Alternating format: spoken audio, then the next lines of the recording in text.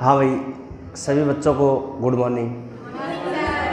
बात करते हैं अपने टॉपिक की। टॉपिक अपना है कोडिंग और डिकोडिंग।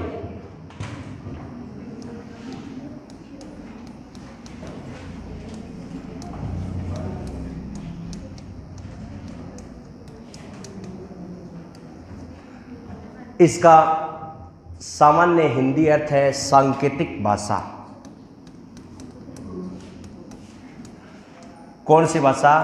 सांकेतिक भाषा। इसको हम बोल देते हैं कूट लेखन और कूट वाचन।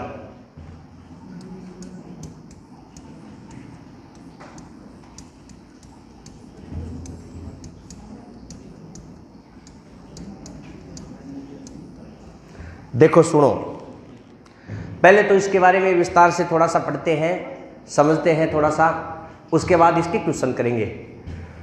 कोडिंग और डिकोडिंग क्या होता है? कोडिंग क्या होता है? डिकोडिंग।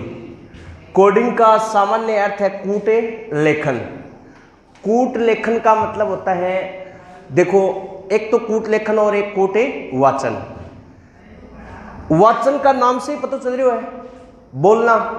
कूट लेखन यानी कोड के रूप में किसी चीज को लिखना।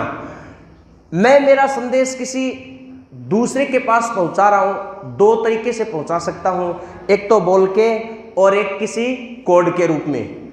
तो देखो सुनो, किसी कोड के रूप में मेरा संकेत अगर दूसरे के पास पहुंचाऊंगा तो वो तो क्या है? कूट लेखन। और मेरा संदेश अगर मैं बोलचाल की भाषा में किसी दूसरे के पास पहुंचाऊंगा तो वो क्या है? कूट वाचन। तो सुनो, देखो, इसमें कई प्रकार की पोजीशन बनती है। इधर देखो सभी एक बार। सामान्य रूप से इसमें 4 प्रकार के क्वेश्चन पूछे जाते हैं। पहला तो है वर्णमाला पर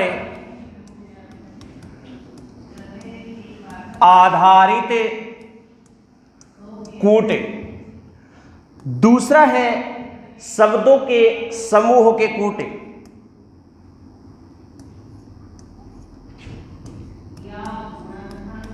शब्दों के समूहों के कूट। तीसरा है शब्दों के नाम परिवर्तन पर आधारित कूट।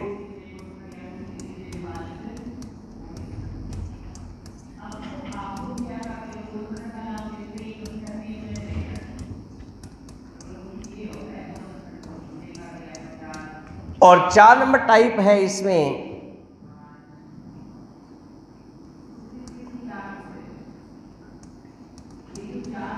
अंग्रेजी वर्णमाला का अंकों के आधार पर कूट। देखो, तीनों प्रकार के क्वेश्चन करेंगे। उससे पहले सबसे पहले इसमें तो आपको पूरी वर्णमाला की नंबरिंग याद होनी चाहिए। क्या याद होनी चाहिए? नंबरिंग। ये ज्यादा टफ टाइप नहीं है, बिल्कुल आसान है। 3 नंबर टाइप भी बिल्कुल आसान है। इसमें नाम परिवर्तन पर आधारित प्रश्न आएंगे। इसमें क्वेश्चन कैसे आते हैं देखो। पहले टाइप नंबर 1 में देखो, इसमें प्रश्न पूछेगा, यदि राम को SBN लिखा जाता है तो उसी सांकेतिक भाषा में मोहन को क्या लिखा जाएगा? टाइप नंबर 1 का जिक्र कर रहा हूं, एक क्वेश्चन बता रहा हूं। RAM राम को SBN लिखा जाता है तो उसी सांकेतिक भाषा में मोहन को कैसे लिखा जाएगा? तो सुनो, देखो, आपके नंबरिंग याद है। सबसे पहले देखो, R का कोड 18, A का कोड 1, M का कोड 13 बताया था ना। उसके बाद S का कोड 19, कितना? 19। उसके जस्ट बाद B का 2, N का 14। तो बात समझ में आ रही है? देखो शाबाशी, 18 का क्या लिखा? 19। 1 का क्या लिखा 2, तो 13 का क्या लिखेगा 14। इसी प्रकार है इस मोहन की क्या करेंगे नंबरिंग, और मोहन की नंबरिंग करेंगे तो शाबाश देखो यहां लिख देता हूं MOHAN, नंबरिंग करेंगे तो बोलो शाबाश 13, 15, 8, 1, 14। तो इसको क्या लिखे, देखो इसमें क्या रूल था +1, सभी में +1 है, तो यहां भी +1 है, और जब +1 करेंगे 13 और 1 14, 14 पे N, 15 और 1 16, 16 पे P, 8 और 1 9, 9 पे I, 1 और 1 2, 2 पे B, और 14 और 1 15, 15 पे O। तो टाइप नंबर 1 में इस प्रकार के क्वेश्चन आपसे पूछे जाएंगे। टाइप नंबर 2 का जिक्र करें, शब्दों के समूह के कूटे, इसमें आपको 3 या 4 लाइनें देगा, देखो मैं बता रहा हूं। जब टाइप नंबर 2 आपके सामने आई ऐसे क्वेश्चन आएंगे, देखो यदि राम इज गुड, इसको लिखा जाता है TAPAKA,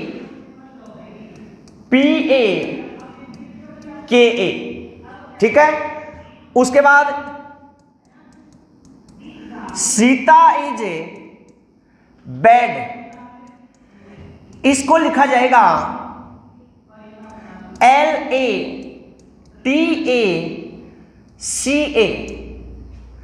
उसके बाद लिखा जाएगा देखो राम एंड सीता,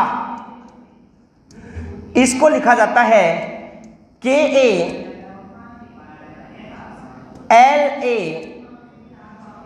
और GA, ठीक है ना। अब यहां से इस टाइप के क्वेश्चन आएंगे, थोड़े से टफ क्वेश्चन भी बढ़ेंगे, इसमें बिल्कुल नॉर्मल क्वेश्चन मैं बता रहा हूं, एक बार सभी इधर देखेंगे। राम इज गुड, इसको क्या लिखा गया TAPAKA। इसी प्रकार सीता इज बैड को क्या लिखा गया LATACA, और इसी प्रकार राम एंड सीता को क्या लिखा गया KALA और GA। यही तो देखो शाबाश। सबसे पहले इसको करने का एक रूल ये है कि इसमें कॉमन देखो, आप इन तीनों में यहां तक है कॉमन देखो शाबाश, तीनों में कोई चीज कॉमन है नहीं, तीनों में देखो,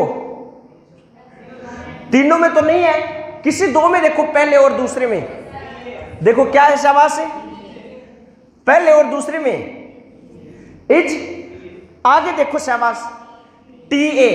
इसका मतलब एक बात सिद्ध होती है, इज के लिए क्या कोड है TA, शाबाश। देखो जब बात करें 1 और 2 में और चीज कोई कॉमन है नहीं है, 1 और 2 में नहीं है, 2 और 3 में क्या है, देखो 2 में सीता और 3 में सीता, तो सीता के लिए LA, वेरी गुड। देखो तो सीता का कोड क्या होगा LA। इसी प्रकार है पहले और तीसरे में देखो राम, और यहां भी राम, तो यहां देखो शाबाश KA, तो राम के लिए क्या KA। अब सुनो ज्यादा दिक्कत वाली बात नहीं है, यहां क्या बचा गुड, और यहां क्या बचा, तो व्यक्ति एक है तो कोड भी एक, इसका मतलब गुड के लिए क्या PA। यहां क्या बचा बैड, बैड के लिए CA, और इसी प्रकार एंड के लिए GA। ये क्वेश्चन नंबर टाइप नंबर 2 में आते हैं, ठीक है ना। अब बात करते हैं देखो नेक्स्ट टाइप नंबर 3 की, देखना शाबाश, एक बार इसके सारे क्वेश्चन करेंगे हम। टाइप नंबर 3 क्या था, नाम परिवर्तन पर आधारित है। किसके आधार पे, नाम परिवर्तन पर आधारित प्रश्न। इसमें देखो साधारण भाषा में मैं थाने एक बात बताऊं, अपने घर में नाम कौन कहते हैं, किसी लड़की का नाम तो है सुनीता, क्या नाम है सुनीता, बन्यू कौन कहते हैं कि मारे दौड़ती मारे काटती कहते हैं ना, तो वही रूल 8 लग गया। देखो है तो वो सुनीता ही, लेकिन नाम उसको घड़ी के कहां दौड़ती। तो इसी प्रकार देखो क्वेश्चन कैसे आते हैं किसी सांकेतिक भाषा में, देखना सभी एक बार। पेड़ को हवा कहा जाए हवा को जल कहा जाए, जल को साबुन कहा जाए और साबुन को कपड़े कहा जाए और कपड़े को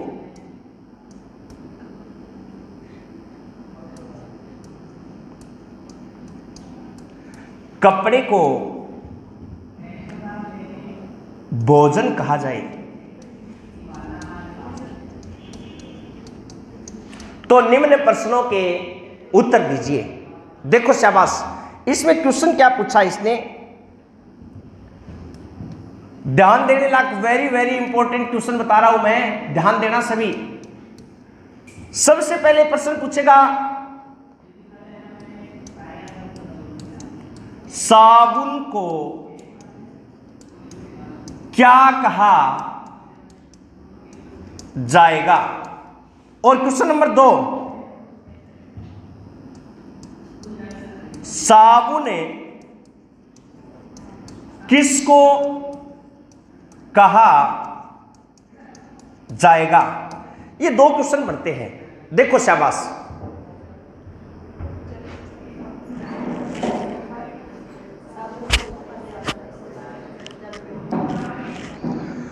देखो मैं बता रहा हूं, एक बार इधर देखना सभी, ये क्वेश्चन देखना आप एक बार। साबुन को क्या कहा जाएगा, ये कह रहा साबुन का नाम है भाई क्या है, तो सुनो शाबाश, साबुन को क्या कहा जा रहा है, कपड़े। इसका मतलब है प्रश्न ये भी आ सकता है, कपड़े धोने के लिए किसका प्रयोग किया जाएगा, साबुन बताओगे तो गलत है। कपड़े धोने के लिए प्रयोग किसका करते हैं, साबुन का, और साबुन का नाम चेंज करके क्या कर दिया, कपड़े। तो कपड़े धोने के लिए ऑलरेडी किसका प्रयोग करेंगे, कपड़े का। बात समझ में आई। और सुनो देखो, ये क्या कह रहा है, साबुन किसको कहा जाएगा, 2 पोजीशन है। देखो, एक तो है साबुन को क्या कहा गया, कपड़े, और एक पूछा, देखो इसमें और इसमें भिन्नता समझना आप, किसको, यू कह रहे हो पीछे वाला आंसर बताओ कि किसका नाम है ये। तो सुनो, साबुन किसका नाम है, इस क्वेश्चन का आंसर क्या होगा, जल, और इसका आंसर क्या होगा, कपड़े। दोनों में भिन्नता समझ आई। और सुनो देखो, अभी एक क्वेश्चन है, उसी सांकेतिक भाषा में पीने के लिए किसका प्रयोग करेंगे, बताओ शाबाश। पीने के लिए जल और जल को नाम है, तो क्वेश्चन का आंसर क्या होगा, साबुन। आपने पूछा है उसी सांकेतिक भाषा में हवा किसको कहा जाएगा, गलत है।